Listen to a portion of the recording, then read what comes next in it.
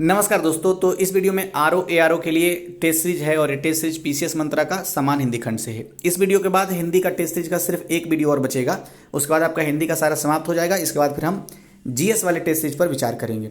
तो सबसे पहला जो प्रश्न है, तमस का विलोम शब्द है, तो तमस का विलोम शब्द होता है ज्योतिर्मय। तो विकल्प 20 का सही आंसर हो गया। आपने सुना भी होगा तमसोमा ज्योतिर्गमय, मतलब अंधकार से प्रकाश की ओर ले जाने का हम ईश्वर से निवेदन करते हैं, तो उसमें तमस आता है। तो तमस का विपरीतार्थक शब्द ज्योतिर्मय। ज्योतिर्मय शब्द कैसे लिखा हुआ है ये जरूर देख लीजिए। अच्छा, अगर इसी क्वेश्चन में पूछा रहता कि प्रकाशमय का विलोम शब्द क्या होगा, तो हम बोलते हैं अंधकारमय। या अंधकारमय का विलोम शब्द पूछता है तो प्रकाशमय बोलते हैं। ठीक है। नेक्स्ट है, निम्नलिखित में से गलत युग्म का को पहचानना है। तो शब्द है और विलोम है, तो सही वाला पहले देख लेते हैं। सत्कार का तिरस्कार होता है, बिल्कुल सही है। श्लाघा का निंदा होता है, बिल्कुल सही है। वैमनस्य का स्वमनस्य होता है, यह भी सही है। श्यामल का शब्द जो है ये गौर होता है, न कि गौरी। तो यहाँ पर गौरी लिखा हुआ था इसलिए गलत हो गया, तो विकल्प सी इसका सही आंसर है। अच्छा, श्यामल में स कैसा यूज हुआ है और आधा तलवी सा है दरअसल। और श्लाघा कैसे लिखा हुआ है इस पर जरूर गौर कर लीजिए, श्लाघा। नेक्स्ट, मनस्वी शब्द का विलोम शब्द प्रमादी होता है, इसलिए विकल्प ए इसका सही आंसर है। नेक्स्ट है, निम्नलिखित युग्मों में से गलत युग्म की पहचान कीजिए। तो गलत युग्म से पहले सही वाला युग्म देख लेते हैं। धरा का विलोम गगन होता है, सही है। निरुजता का विलोम रुग्णता होता है, यह भी सही है। अच्छा, रुग्णता कैसे लिखा हुआ है जरूर से देखिए। नीरस का विलोम सरस होता है, ये तो आपको पता ही होगा। नूतन का विलोम प्राचीन नहीं पुरातन होता है, तो ये गलत हो गया, इसलिए विकल्प डी इसका सही आंसर है। हाँ, अगर नवीन का विलोम पूछता तब हम प्राचीन जरूर बोलते हैं, लेकिन नूतन का विलोम पुरातन होता है। नेक्स्ट है, पौरुषेय का सही विलोम शब्द है। तो पौरुषेय का सही विलोम स्त्रैण होता है, इसलिए विकल्प 20 का सही आंसर हो गया। बिनत का विलोम उद्धत होता है, और उद्धत कैसे लिखा हुआ है ये जरूर देख लीजिए, विकल्प ए इसका सही आंसर है। अच्छा, अगर पूछता है बिरत का विलोम, तो बिरत का विलोम निरत होता है, लेकिन बिनत का विलोम उद्धत होता है। ठीक है। नेक्स्ट, निम्नलिखित में से सही विलोम शब्द युग्म कौन सा नहीं है, ऐसा होना चाहिए था। यहाँ पर टाइपिंग मिस्टेक है, यहाँ पर नहीं शब्द होगा। ठीक है। तो जो पहले है मतलब सही विलोम है उसे देख लेते हैं। तो पाठ्य का सुपाठ्य होता है। अच्छा, ठ के नीचे क्या एक्टिविटी हुई है जरूर देख लीजिए। ठ के नीचे हलंत है, सुपाठ्य में भी और पाठ्य में भी। शिष्ट का विलोम विशिष्ट होता है, संश्लिष्ट का विलोम विश्लिष्ट होता है, ये सही है। जबकि नत का विलोम उन्नत होता है, न कि अवनत। तो यहाँ पर अवनत लिखा हुआ था इसलिए गलत हो गया, तो नत का विलोम उन्नत होता है। ठीक है। एक बात और, शिष्ट, विशिष्ट, संश्लिष्ट, विश्लिष्ट, ये सब में ट यूज हुआ है, टमाटर वाला। इस पर जरूर आपने गौर कर लिया होगा, ऐसा मेरा विश्वास है। नेक्स्ट, स्वाधीन का विलोम शब्द प्राधीन होता है, तो आपको पता ही है। अच्छा, स्वाधीन में आधा सा कौन सा सा आधा सा है? स्वाधीन में आधा सा यूज हुआ है, वो दंट आधा सा है। ठीक है। जबकि एक अभी आया था शब्द, उसमें हमने श्यामल, श्यामल में हमने आधा सा यूज किया था, लेकिन वो तलाविश आधा तलाविशा था। ठीक है। और स्वाधीन में आधा दंट सा यूज होता है। स्वाधीन का विपरीतार्थक शब्द प्राधीन होता है। नेक्स्ट, लिखा हुआ है विलोम शब्द युग में से कौन सही नहीं है, तो सही जो है उसे देख लेते हैं। प्रसारण का संकुचन सही है। ओजस्वी का निस्तेज, यह भी सही है। देहाती का शहरी, ये तो आपको अच्छे से पता होगा। भिज्ञ का विलोम शब्द सभिज्ञ नहीं अनभिज्ञ होता है, जबकि यहाँ सभिज्ञ लिखा हुआ है इसलिए गलत हो गया। ठीक है। विकल्प सी इसका सही आंसर है। नेक्स्ट, प्रच्छन्न का विलोम प्रतिपन्न होता है, ये तो आपको याद ही हो गया होगा। नेक्स्ट, अच्छा, प्रच्छन्न बोध कहते हैं, किनको कहते थे प्रच्छन्न बोध? आदि शंकराचार्य को कहते हैं ना प्रच्छन्न बोध। तो प्रच्छन्न का उल्टा होता है प्रतिपन्न। नेक्स्ट, प्रच्छन्न का मतलब दरअसल छुपा हुआ होता है, तो प्रच्छन्न का विलोम शब्द प्रतिपन्न होता है। निम्नलिखित में से किस शब्द की वर्तनी अशुद्ध है? तो अशुद्ध वाली वर्तनी वाली शब्द विकल्प बी में है। बड़ी चालाकी से इसको सेट किया गया है, देख रहे हैं। ए पर ए को अय बना दिया गया है, मतलब मात्रा दे दिया गया है ताकि पता ही नहीं चले जल्दी जल्दी। बाकी सब सही था। ऐसना होता है ना कि ऐसना। ठीक है। तो ध्यान रखना है, ऐसना में अय वाला यूज मतलब मात्रा वाला यूज नहीं है। जबकि तदंतर, हतबुद्धि और उन्मिलित, ये सब सही शब्द है। उन्मिलित में मात्रात्मक मतलब मात्रा के प्रयोग कैसे हुआ जरूर देख लीजिए। नेक्स्ट, निम्नलिखित में से कौन सा शब्द शुद्ध नहीं है? तो शुद्धि अशुद्धि की पहचान करनी है, तो शुद्ध वाला देख लेते हैं पहले। यशोलाभ सही है। निश्चल, ये सही है। अच्छा, निश्चल में छतरी वाला है, क्षत्रिय वाला नहीं। ठीक है। अंतः प्रांतीय, यह भी सही यूज हुआ है। जबकि ये जो उत्श्रृंखल शब्द है ये गलत है। क्यों? क्योंकि उत्श्रृंखल देखिए ऐसे लिखाता है, ऊ अध छ से छतरी वाला और नीचे ऐसे रह आएगा और ऊपर में बिंदु। तो छ के पास क्या काम हुआ है ऊपर नीचे वो जरूर देख लीजिए। और खला तो सही है, तो श्रृंखल होता है। नेक्स्ट, निम्नलिखित में से सही वर्तनी वाले शब्द की पहचान करनी है। तो सही वाला तो विकल्प डी में है। ठीक है। पर्यवसान, तो ये सही है पर्यवसान, ठीक है। तो ए बी सी गलत क्यों हुआ? देखिए यहाँ पे लिखा हुआ दिवारात्रि, जबकि होता क्या है दिवरात्रि, ठीक है, दिवरात्रि होता है। और दिवरात्रि में जो यूज होता है मात्रा, वो रात्र में छोटी की मात्रा यूज होता है। नेक्स्ट यहाँ पे लिखा हुआ है पुनराभिनय, पुनराभिनय पुनर्अभिनय होता है, यानी कि र पर जो मात्रा लग गया है ना वो नहीं होना चाहिए था, पुनर्अभिनय मैंने लिख दिया वहाँ पे पेन से। नेक्स्ट पटाक्षेप लिखा हुआ है, तो पटाक्षेप लिखा हुआ सही है लेकिन वर्ण गलत यूज हुआ है, क्योंकि पटाक्षेप में जो छ है ये क्षत्रिय वाला छ यूज होता है, छत्री मतलब छत्री वाला नहीं, छत्री मतलब वो छाता, यहाँ पर क्षत्रिय वाला होगा यूज, ठीक है, तो इसलिए पटाक्षेप गलत हो गया। नेक्स्ट है यहाँ पे लिखा हुआ निम्नलिखित में से अशुद्ध वर्तनी वाला शब्द कौन सा है? तो देखिए ज्योतिष्ना शुद्ध है, ज्योतिष्ना कैसे लिखा हुआ है देख लीजिए, इसमें आधा ज भी है, आधा त भी है, आधा स भी है। हिरण्यकशिपु यह भी सही है, अंतरतलीय यह भी सही है, जबकि शिक्षणेत्तर जो लिखा हुआ है तो त जो ये आया है ना कुत्ता वाला त यूज कर दिया है, ये गलत है। शिक्षणेत्तर सिंपल सा त यूज होता है, ठीक है। एक बात और इस प्रश्न में है, अंतरतलीय में पता है, अच्छा कैसे लिखा हुआ गौर कर लिया आपने? अंतरतलीय में जो पहला वाला त आया है उस पे र है कि दूसरे वाले त पे र है? तो दूसरे वाले त पे र है, पता यही यहाँ पर कन्फ्यूजन करेगा। मैं देखिए थोड़ा जूम करके बताता हूँ। देखिए अंतरतलीय लिखा हुआ है ना, ये जो लिखा हुआ है बाद वाले त पे, इसको पहले वाले त पे दे देगा, बोलेगा शुद्धि है, जल्दी जल्दी पढ़ने पर पता ही नहीं चलता है। नेक्स्ट देखते हैं, निम्नलिखित में से किस शब्द की वर्तनी शुद्ध नहीं है? तो जाज्वल्यमान यह भी सही है, जागृत यह भी सही है, प्राणिवृंद यह भी सही है। राजन में र अकार ज न ये सब सही है, तो गलत क्या हो गया? न के नीचे सिर्फ हलंत नहीं दिया है ना, यही गलत हो गया है। तो राजन में न के नीचे हलंत होता है, ठीक है। नेक्स्ट, निम्नलिखित में से अशुद्ध वाक्य की पहचान करना है। तो अशुद्ध वाक्य तो विकल्प ए में ही है, क्यों? देखिए कई बार आपको मिला होगा ये शब्द में भी सदृश्य नहीं होता है, सदृश्य होता है, ठीक है। मतलब इसमें लास्ट में जो य शब्द है ना, ये जरूरत ही नहीं यह शब्द का, सदृश्य होता है, ठीक है, सदृश्य। तो यहाँ पर देखिए यही गड़बड़ हो गया है, क्योंकि सदृश्य शब्द लिख दिया है। बाकी सब सही है। हमारे बेटे के विवाह के उपलक्ष्य में भोज होगा, बूढ़ा आदमी लाठी लेकर टेक कर चल रहा है, तो लाठी टेक कर चलना होता है, लेकर चलना नहीं है, ऐसे भी गलत यूज कर देगा, ठीक है। तो बूढ़ा आदमी जब चले टेक कर चल रहा है। विशेषण के 4 उदाहरण दीजिए, तो विशेषण के 4 उदाहरण दीजिए, यह भी सही है। नेक्स्ट, निम्नलिखित में से कौन सा शुद्ध वाक्य नहीं है? तो शुद्ध वाक्य जो नहीं है वो विकल्प बी में है, क्यों? अच्छा आपको पता है अस्थाई में ई यूज होता है कि य पर ई की मात्रा यूज होता है? देखिए अस्थाई जब लिखते हैं हम तो ई का यूज नहीं करते हैं, य पर ई की मात्रा यूज करते हैं, बड़ी ई की मात्रा, ठीक है। अस्थाई ऐसे लिखा जाता है, जिसमें इसमें कैसे लिखा हुआ है, ई से ईक वाला ई यूज कर दिया है, इसलिए गलत हो गया। तो विकल्प 20 का सही आंसर होगा। तुम अपना दायित्व निभाओ, यह भी सही लिखा हुआ है। मुझे संस्कृत नहीं आती, यह सही लिखा हुआ है। हम इस आंदोलन में भाग नहीं लेंगे, यह भी सही लिखा हुआ है। नेक्स्ट है, निम्नलिखित में से कौन सा वाक्य शुद्ध है? अच्छा एक बात मुझे बताइए, हिरन में न कौन सा यूज होता है? देखिए हिरन में न नल वाला यूज होता है, ऐसा न से नल, ठीक है। यहाँ पर कोई और न यूज कर दिया है, सिर्फ यही वर्णात्मक गलती है, बाकी वाक्य विन्यास सही था। अच्छा एक शब्द और बताइए, क्या होता है, बसंत होता है कि वसंत होता है? मतलब बाबा वाला ब यूज होता है कि व यूज होता है? व यूज होता है, मतलब ये ब अगर यूज हो रहा है तो ये गलत हो जाएगा शब्द, ठीक है। और यही गलती यहाँ पर की हुई है, बसंत लिख दिया है जबकि होना चाहिए वसंत, ठीक है। यानी व, ये पेट फाड़ दिया ना, पेट नहीं फाड़ना है।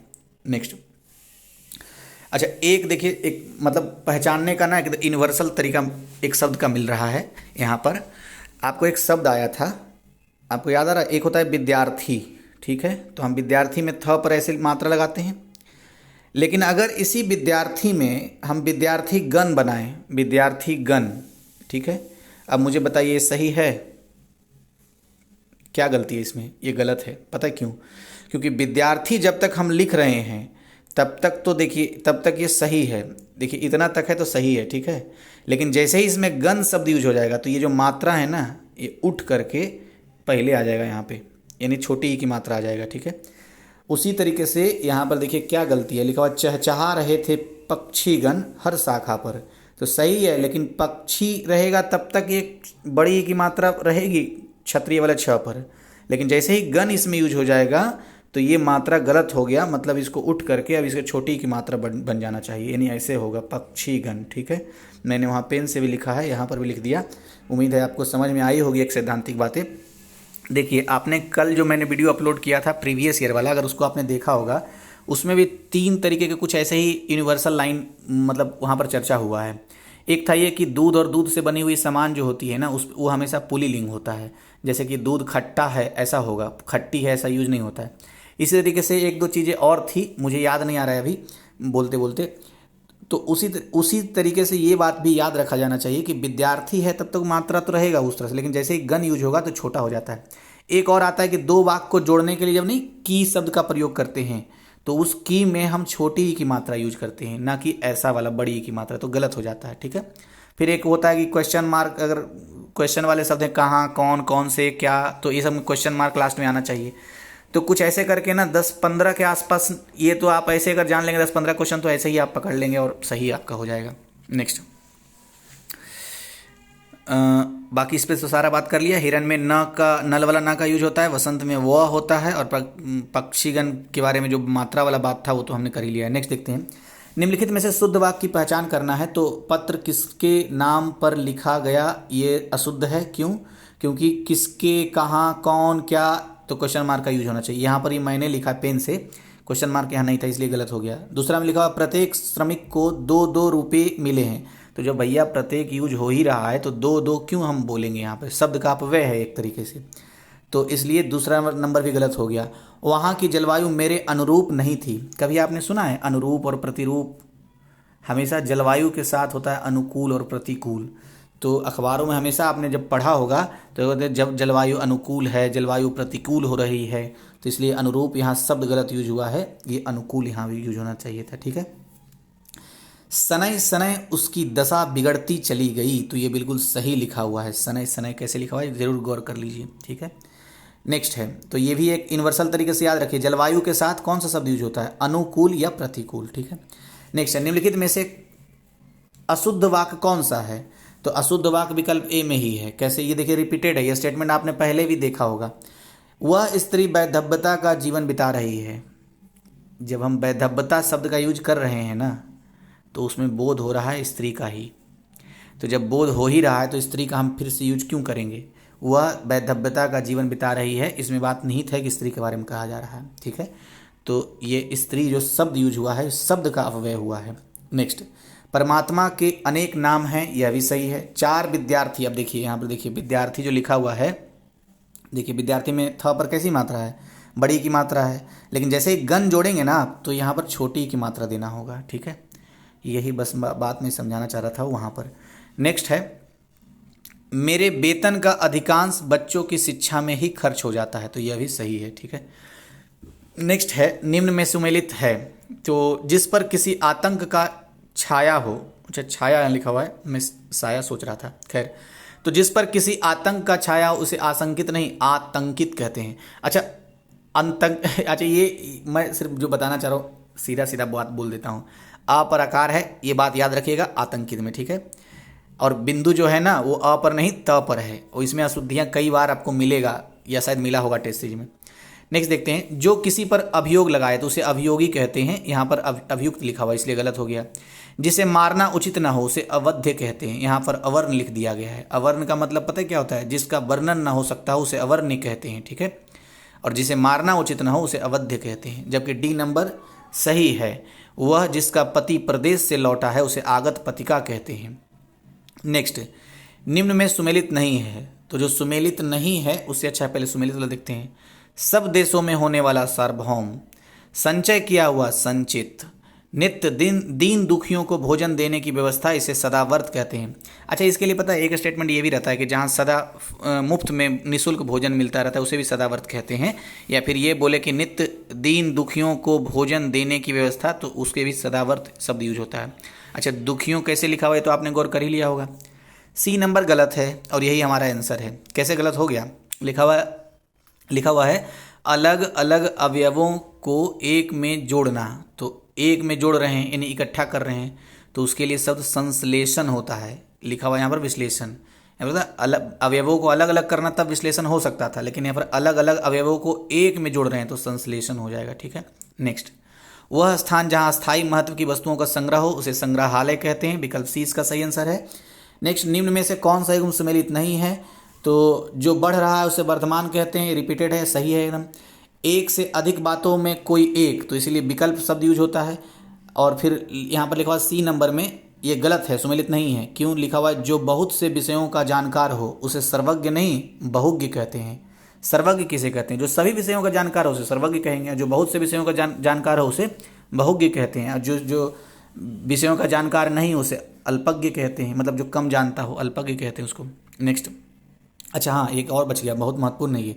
लिखा हुआ है कन्या का विवाह कर देने का वचन देने की रस्म, रस्म वाला शब्द अंडरलाइन कर लीजिए। कन्या का विवाह कर देने का वचन एक दे देते हैं, तो वचन दे देना वाग्दत्त कहलाता है। लेकिन उस वचन देने के लिए जो रस्म होती है, उस रस्म के लिए वाग्दान जैसे शब्दों का यूज होता है, ठीक है। और वाग्दत्त के लिए एक शब्द और आ सकता है कि जिसे दूसरे को दिए देने का वचन दे दिया जा चुका हो उसे वाग्दत्त कहते हैं, ठीक है। नेक्स्ट, निम्न में से कौन सा युग्म बेमेल है? तो बेमेल नहीं है, उसे देख लेते हैं जो पहले। जिसका भजन करना उचित और आवश्यक है उसे भजनीय कहते हैं, सही है।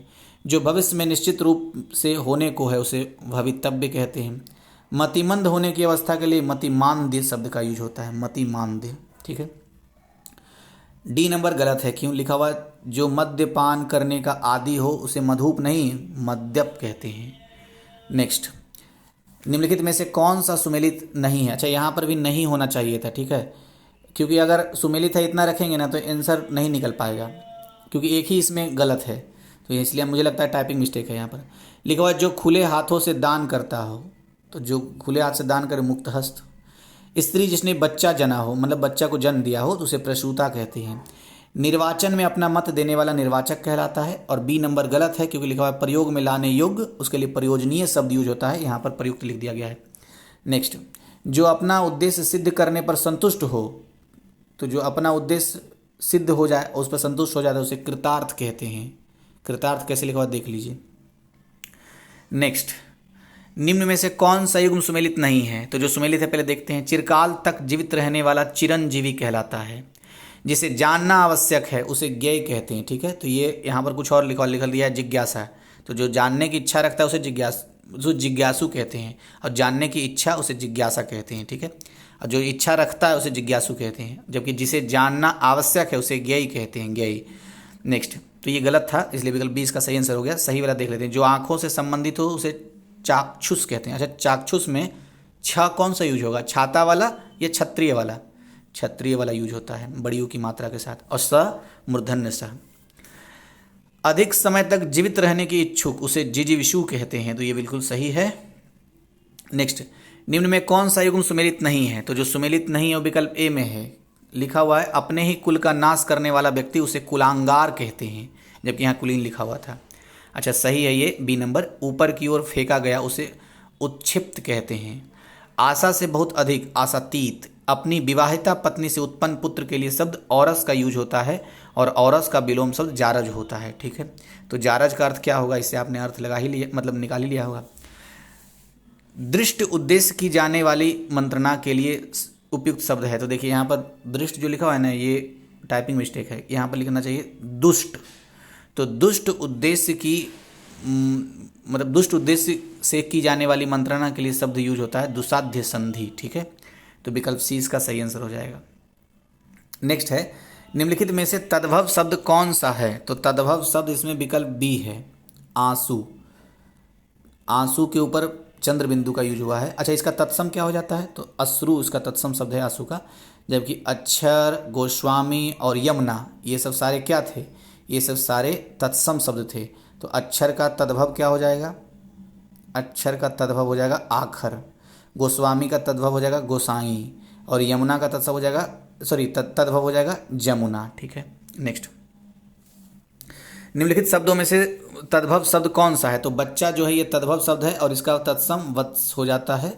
नेक्स्ट, कास शब्द और रोम जो ये तीन था ना, ये तीनों फिर कैसा शब्द हो गया? ये तीनों तद्भव शब्द है, तत्सम शब्द है, ठीक है। ये कास शब्द रोम तत्सम शब्द है। तो कास का तद्भव खांसी, शब्द का तद्भव शब्द, रोम का तत्सम रोआ। नेक्स्ट, निम्नलिखित शब्दों में से नया का तत्सम रूप है। तो नया का तत्सम नव्य होता है। तो विकल्प ए इसका सही आंसर हो गया। और जो और है ना यहाँ पर नूतन, नवीन, नवल, ये सब सारे नया का पर्यायवाची शब्द था। नेक्स्ट, निम्नलिखित में से तत्सम शब्द पहचानिए। तो तत्सम शब्द यहाँ पर विकल्प सी में है दर्शन, तो इसका तद्भव क्या होगा? दर्शन, ये वाला शब्द हो जाता है। जबकि नाता, दुपट्टा, बीड़ा, ये सब सारे तद्भव शब्द थे। तो नाता का तत्सम क्या हो जाएगा? ज्ञाति। और दुपट्टा का तत्सम क्या हो जाएगा? द्विपट। बीड़ा का तत्सम बीटक। बीटक है, बीटेक नहीं, बीटक। बीड़ा का तत्सम बीटक। नेक्स्ट, निम्नलिखित में से कौन सुमेलित नहीं है? तो जो सुमेलित है पहले देख लेते हैं। तत्सम तद्भव तत्सम है, तो पहला वाला तद्भव होना चाहिए, दूसरा वाला तत्सम होना चाहिए। मच्छर का तत्सम मशक होता है, भूख का तत्सम बुभुक्षा होता है, और बुभुक्षा में क्षत्रिय वाला क्ष यूज हुआ है आकार के साथ। साला का तत्सम स्यालक होता है, तो यह भी सही है। जबकि सत्तू तद्भव शब्द है और इसका तत्सम शब्द सक्तु होता है, इस तरीके से। नेक्स्ट, पड़ोसी का तत्सम शब्द क्या होगा? तो पड़ोसी का तत्सम शब्द प्रतिवेश होता है, तो ये अच्छे से याद रखना है। पड़ोसी का तत्सम शब्द प्रतिवेश होता है, इसलिए विकल्प बी इसका सही आंसर है। नेक्स्ट, निम्नलिखित में से गलत युग्म की पहचान करनी है, तो जो सही है देख लेते हैं। करौंदा करमर्द सही है, खिचड़ी का कृशर यह भी सही है, गठना का ग्रंथन यह भी सही है, और चमगादड़ का ये चमगादड़ जो लिखा हुआ है ना, चमगादड़ का चतवर, तो ये गलत है। क्यों? क्योंकि चर्म चटक का होता है चतवर। ठीक है, चतवर का मतलब क्या होता है? चतवर का चबूतरा। नेक्स्ट देखते हैं, ये सब सारे क्या थे? तत्सम तद्भव थे। तद्भव से तत्सम बने सही शब्द युग्म चिन्ह कीजिए। तो जो सही है वो विकल्प ए में है, पुरुषार्थ ये तद्भव है और पुरुषार्थ ये तत्सम हो गया। ठीक है, जबकि यहाँ पर भतीजा का भारतीज्य ऐसा होता है, भारतीज्य यहाँ तत्सम शब्द हो गया और भतीजा तद्भव शब्द हो गया है। खटिया नहीं, खाट होता है, तो खाट का तत्सम खटवा होगा। अच्छा, ऐसा है क्या? खाट तद्भव शब्द हो गया और खटवा यहाँ तत्सम शब्द हो गया है। सरोजना नहीं होता, यहाँ पर सजाना होता है, तो सजाना तद्भव शब्द हो गया, इसका सज्जापन ये तत्सम शब्द हो गया। नेक्स्ट देखते हैं, निम्नलिखित शब्दों में से तद्भव शब्द का चयन करना है। तो तद्भव शब्द तो केस है, तो इसका तत्सम क्या होता है? केश। तो केस होता है, लेकिन जब तत्सम बोलेंगे ना तो तालाबी श, और तद्भव बोलेंगे तो दंड सा का यूज होता है। ठीक है, इस बात पर आपने जरूर गौर कर लिया होगा। नेक्स्ट है, अच्छा नहीं, इसी में और बात कर लेते हैं। तो इसका मतलब क्या हुआ? आशीष, कार्य और अग्नि ये किस तरह के शब्द हो गए? ये सब सारे तद्भव शब्द हैं, सॉरी तत्सम शब्द हैं। तद्भव तो यही केस था, तो आशीष, कार्य और अग्नि ये सारे तत्सम शब्द हो गए। तो फिर आशीष का तद्भव क्या होगा? अशीष। कार्य का तद्भव काज। अग्नि का तद्भव आग। नेक्स्ट, चाक शब्द का तत्सम रूप है, तो चाक का तत्सम रूप हो जाता है चक्र, तो विकल्प डी इसका सही आंसर हो गया। अच्छा, अगर चकवा का तत्सम पूछते तो क्या बोलते हम? चकवा का तत्सम चक्रन वाक होता है। ठीक है, देखिए कैसे लिखा हुआ है, ये आप देख लीजिए। नेक्स्ट है, 1 मीटर, बहुत दूध, थोड़ा आदि शब्दों में कौन सा विशेषण है? तो आपको समझ में आ ही रहा है, मात्रा की बात है, तो जो मात्रा वाला होता है उसे परिमाणवाचक विशेषण कहते हैं, तो विकल्प सी इसका सही आंसर हो गया। नेक्स्ट, निम्नलिखित में से कौन सा एक विशेषण शब्द है? तो विशेषण शब्द के बारे में पूछ रहा है, तो विशेषण शब्द कौन सा है? प्राच्य। प्राच्य जो है विशेषण शब्द है, तो फिर विशेष से क्या होता है प्राच्य का? प्राची। ठीक है, इसका मतलब ये हुआ कि नमक, पतन और प्रकृति ये सब सारे विशेष शब्द थे। तो नमक का विशेषण नमकीन होता है, पतन का विशेषण पतित होता है, प्रकृति का विशेषण प्राकृतिक होता है। ठीक है, नेक्स्ट है, निम्न में से कौन सा एक विशेषण शब्द नहीं है? तो जो विशेषण शब्द नहीं है वो विकल्प सी जागरण नहीं है, तो ये विशेष है इसका मतलब, और इसका विशेषण क्या होगा? जागृत या जागरूक, ये दोनों विशेषण होता है। जबकि मार्मिक, मौलिक और दैनिक ये सब सारे क्या थे? विशेषण थे। नेक्स्ट, निम्न में से कौन एक विशेष शब्द है? तो विशेष शब्द यहाँ पर ईश्वर है। ईश्वर का विशेषण ईश्वरीय होता है, जबकि ईश्वर क्या है? विशेष शब्द है। जबकि उपास्य, एक और उपेक्षित ये क्या है? ये विशेषण शब्द है। विशेष शब्द तो ईश्वर था और उपास्य, एक और उपेक्षित ये विशेषण शब्द थे। नेक्स्ट देखते हैं, निम्न में से कौन सा विशेष विशेषण युग्म सही नहीं है? तो जो सही नहीं है उससे अच्छा पहले सही वाला देखते हैं। तो भोजन का भोज्य सही है, राज का राजकीय यह भी सही है, रंग का रंगीन यह भी सही है, विशेष का विशिष्ट होता है, विशेष से नहीं, विशेषण का विशेष होगा, जबकि विशेष का विशिष्ट होता है। नेक्स्ट देखते हैं, निम्न में कौन एक विशेष शब्द नहीं है? तो विशेष शब्द जो नहीं है वो चर्चित नहीं है। तो चर्चित इसका मतलब विशेषण शब्द है और इसका विशेष क्या होगा? चर्चा। ठीक है, जबकि अर्थ, विवाह और बाद ये तीनों विशेष शब्द था। नेक्स्ट देखते हैं, इतिहास शब्द के लिए सही विशेषण शब्द कौन सा है? तो ऐतिहासिक होता है। और ऐतिहासिक कैसे लिखा हुआ है इसको गौर से देख लीजिए। कई बार टेस्ट सीरीज में आपने इससे संबंधित अशुद्धियां वाला शब्द देखा होगा। तो ऐतिहासिक में ए होता है यूज। ठीक है, ऐतिहासिक मात्रा वत्र देख लीजिए अच्छे से कैसे यूज हुआ है। नेक्स्ट है, कामदेव के समान का विशेषण क्या होता है? रूपवान। कामदेव के समान रूपवान को कहते हैं। नेक्स्ट है, छोटा घर, लंबा आदमी, काला घोड़ा। तो रिपीटेड है, इसमें विशेषण पद पूछ रहा है। तो छोटा, लंबा और काला ये सब सारे क्या है? विशेषण है। तो विकल्प ए इसका सही आंसर हो गया। अच्छा, इसी में अगर पूछ देता है विशेष से कौन से है तो क्या आप बोलते हैं? तब आप यही बोलते हैं कि घर, आदमी और घोड़ा ये जो है ना विकल्प बी, ये सब सारे विशेष से हैं। नेक्स्ट देखते हैं, ज्ञान शब्द के लिए विशेषण शब्द होगा। तो ज्ञान के लिए ज्ञान विशेष से शब्द है, इसके लिए शब्द विशेषण होता है ज्ञानी। नेक्स्ट देखते हैं, निम्नलिखित में से कौन सा शब्द पर्यायवाची की दृष्टि से भिन्न है? तो पर्यायवाची की दृष्टि से भिन्न है श्रेष्ठ। तो विकल्प सी। क्यों? क्योंकि सुधा, सोम, पीयूष ये तीनों जो है ना अमृत के पर्यायवाची शब्द हैं, जबकि श्रेष्ठ जो है, अच्छा ठ बोल रहा हूँ, ठठेरा वाला, ट नहीं बोल रहा हूँ टमाटर वाला।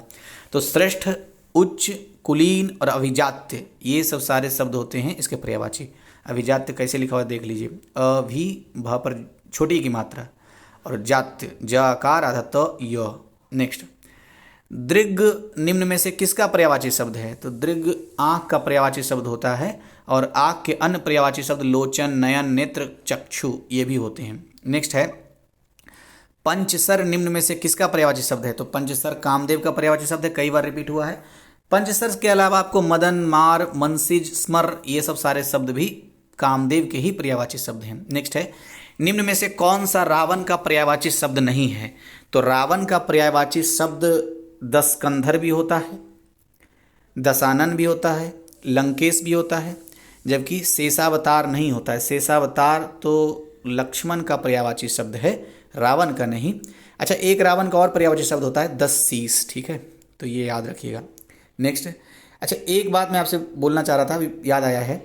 देखिए, जीएस के लिए ना यूपी पीसीएस का जो आरओ है, तो यूपी पीसीएस से संबंधित बहुत सारे टेस्ट सीरीज अपलोडेड है और सिर्फ उतना है, व्याख्या ही नहीं, उस पर मैंने परीक्षा वाणी और लुसेंट के पॉइंट के साथ मैंने उस पर बात किया है। यूपी पीसीएस के प्रीवियस ईयर्स के सारे 2012 से 20 तक अपलोडेड है 360 डिग्री में। 360 डिग्री उम्मीद है कि आप समझ रहे होंगे, तो उसको आप ज़रूर देख लीजिए, तो वो आपको ज़रूर लाभ करेगा। एक बार देख के देखिएगा, मतलब देखिएगा एक बार, अगर आपको अच्छा लगे, मुझे लगता है कि अच्छा ही लगेगा क्योंकि इसी एग्जाम्स के लिए वो काम आएगा। नेक्स्ट है, पन्नग निम्न में से किसका पर्यायवाची है? तो पन्नग जो है वो सांप का पर्यायवाची है, इसलिए विकल्प डी इसका सही आंसर हो गया। इसके अलावा सर्प, अहि, भुजंग, उरग ये सब भी सांप के ही पर्यायवाची शब्द हैं। नेक्स्ट है, निम्न में से कौन सा विष्णु का पर्यायवाची नहीं है? तो विष्णु का पर्यायवाची उपेंद्र भी होता है, अच्युत भी होता है, जनार्दन भी होता है, जबकि देवेंद्र नहीं होता, क्योंकि देवेंद्र तो देव प्लस इंद्र यानी इंद्र का पर्यायवाची शब्द है। नेक्स्ट, नगपति निम्न में से किसका पर्यायवाची है? तो नगपति हिमालय का पर्यायवाची होता है। हिमालय के अन्य पर्यायवाची के बारे में बात बोले तो गिरिराज, हिमपति, हिमगिरी ये सब सारे हिमालय के ही पर्यायवाची शब्द हैं। नेक्स्ट है, अगोचर निम्न में से किसका पर्यायवाची है? तो अगोचर ईश्वर का पर्यायवाची शब्द होता है। इसके अलावा इस, अलख, परमात्मा, प्रभु ये सब सारे किसके पर्यायवाची शब्द हैं? वही ईश्वर के ही। नेक्स्ट, निम्न में से कौन सा शब्द पर्यायवाची की दृष्टि से भिन्न है? तो पर्यायवाची की दृष्टि से जो भिन्न है वो सी नंबर है, प्रज्ञा, क्योंकि प्रज्ञा का अर्थ होता है बुद्धि या मेधा। ठीक है, जबकि नाराज, नाराज नहीं बोल रहा हूँ, नाराज, सर और सायक ये सब सारे वान के पर्यायवाची शब्द हैं, बान। नेक्स्ट, तो ये सेकंड लास्ट क्वेश्चन है। लास्ट क्वेश्चन से के पहले मैं जो निवेदन करता हूँ, आप समझ गए होंगे मैं क्या बोल के आपका 2-4-5 सेकंड खाऊं। देखिए, द्युति निम्न में से किसका पर्यायवाची है? तो द्युति निम्न में से प्रकाश का पर्यायवाची शब्द है और प्रकाश के अन्य पर्यायवाची शब्दों के बारे में बात करें तो प्रभा, दीप्ति, आलोक और चमक, ये चारों भी द्युति के साथ प्रकाश के ही पर्यायवाची शब्द होते हैं। तो सब्सक्राइब जरूर चैनल कर लीजिएगा, और अगर कुछ सुझाव देना चाहते हैं तो आप वो भी बताइए, किसी और पे वीडियो बनाना चाहते हैं तो बनवाना चाहते हैं तो भी बताइए। अच्छा, मैं सोच रहा था जो मैथ के प्रश्न हैं प्रीवियस ईयर के मैथ्स के रीजनिंग के, उसको सेगमेंट वाइज मैं अपलोड कर दूं, आप चाहते हैं? अगर हाँ तो आप बताइएगा कमेंट बॉक्स में, 1-2 कमेंट भी आ जाएगा तो मैं ज़रूर अपलोड कर दूंगा।